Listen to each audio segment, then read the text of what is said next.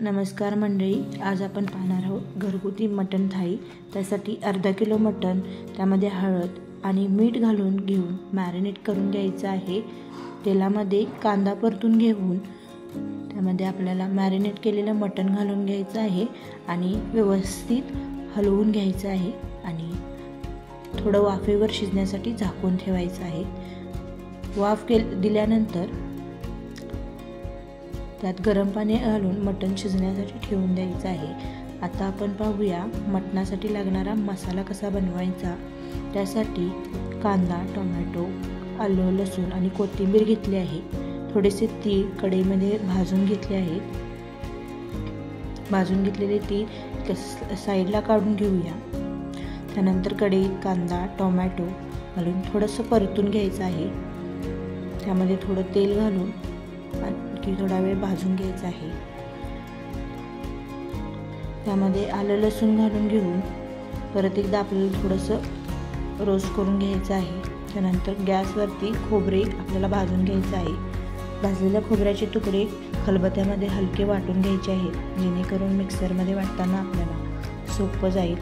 भाजलेला सर्व मसाला कांदा, टोमॅटो, आलं लसूण आणि कोथिंबीर, भाजलेले तीळ आणि भाजलेलं खोबरं आपल्याला एकत्र करून मिक्सरला वाटून घ्यायचं आहे। त्यामध्ये 1 वाटी पाणी घालून सर्व मिश्रण बारीक वाटून घ्यायचे आहे।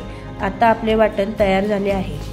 त्यानंतर एका पातेल्यात तेल घेऊन त्यात लांबडा चिरलेला कांदा भाजून घ्यायचा आहे आणि आपण तयार केलेल्या वाटणातील 2 ते 3 पळी मसाला आपल्याला घालून घ्यायचा आहे आणि थोडंसं भाजून घ्यायचं आहे। त्यामध्ये चटणी आणि आवश्यकतेनुसार मीठ घालून मसाला तेल सुटेपर्यंत भाजून घ्यायचा आहे। त्यानंतर त्यामध्ये शिजलेल्या मटणाची फोडे घालून आपल्याला सर्व मसाला एकत्र करून मटण थोडंसं वाफेवर शिजण्यासाठी ठेवून द्यायचं आहे।